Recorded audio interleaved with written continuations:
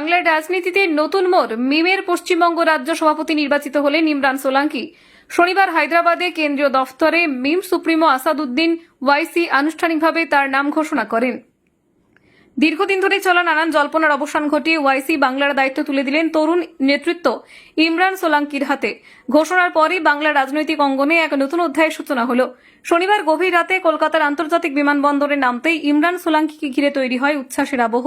ফুল, মালা, মিষ্টি এবং স্লোগানে মুখরিত হয়ে ওঠে বিমানবন্দর চত্বর। নবনির্বাচিত সভাপতিকে স্বাগত জানাতে বিপুল সংখ্যক কর্মী সমর্থক ভিড় জমান। নেতৃত্ব হাতে পেয়ে ইমরান সোলাঙ্কি জানালেন, সামনে 2026-এর বিধানসভা নির্বাচনকে লক্ষ্য করে পূর্ণ শক্তি নিয়ে মাঠে নামবে মিম। তার কথায়, আগে দলের একজন কর্মী হিসেবে কাজ করতাম, কিন্তু এখন দায়িত্ব বেড়ে গেছে।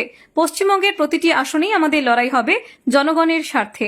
বাংলার মানুষকে নিয়ে আমরা রাজনীতি করব, জোর কদমে প্রস্তুতি নিচ্ছি। তিনি আরও স্পষ্ট করে দেন, আইএসএফ এর সঙ্গে মিমের অতীতে কোনো জোট ছিল না, ভবিষ্যতেও আর কোনো জোটের সম্ভাবনা নেই। আসাদুদ্দিন ওয়াইসির নির্দেশ অনুযায়ী পশ্চিমবঙ্গের প্রত্যেকটা আসনে এককভাবে প্রতিদ্বন্দ্বিতা করার লক্ষ্য নিয়েছে মিম।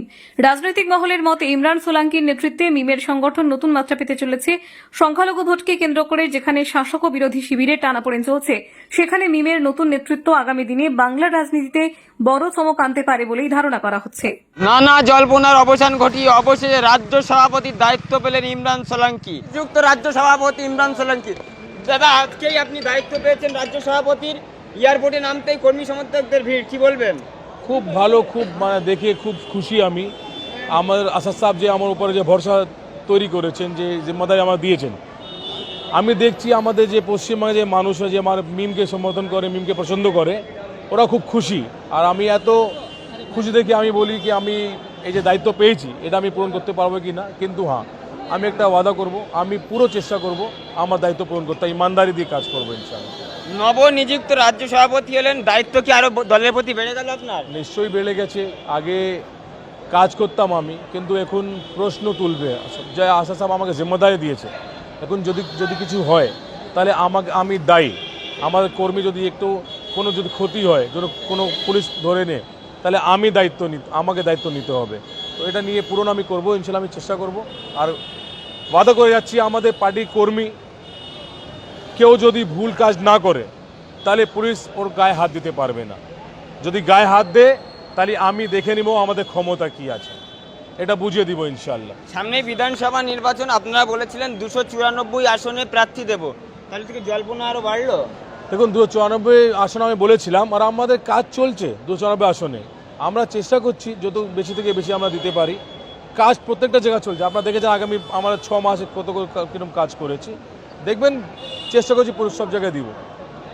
সামনেই বিধানসভা নির্বাচন, কিছুদিন আগেই আপনি বলেছিলেন যে আইএসএফ এর সঙ্গে আমাদের কোনো জোট নেই, কি বলবেন?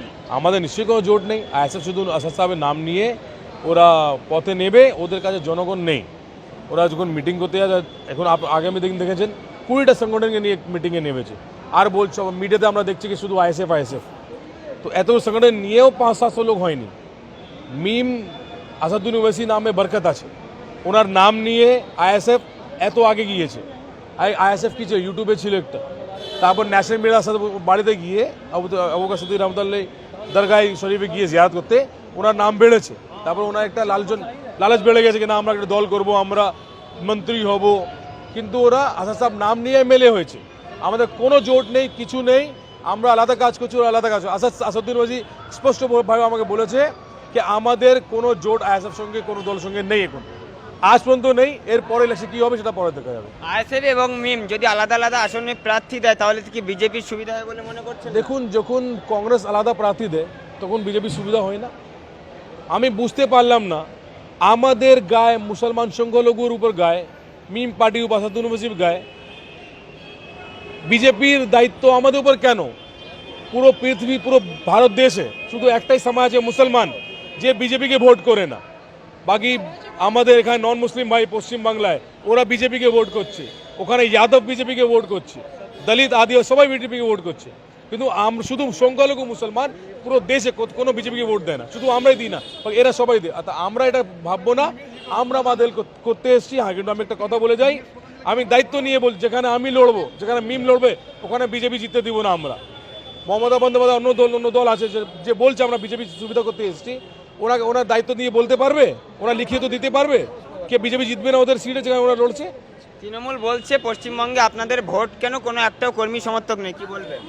আপনি দেখুন, আজকে আমি 2 ঘন্টা আগে বলেছি, আমি যখন ফ্লাইটে বসছিলাম এরা জানতে পেরেছে কর্মী আমাকে, আমি আসছি 2 ঘন্টার মধ্যে এত লোক চলে এসছে।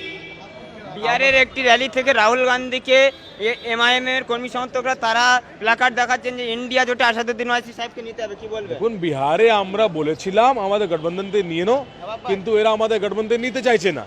মুসলমান দড়ি বেছাবে এদের জন্য, কুর্সি তুলবে, এদের ঝান্ডা তুলবে, কিন্তু মুসলমান এদেরকে মুসলমান কি ভেবেছে, এরা ব্যান্ড বাজা বারাতওয়ালা ভেবে নিয়েছে।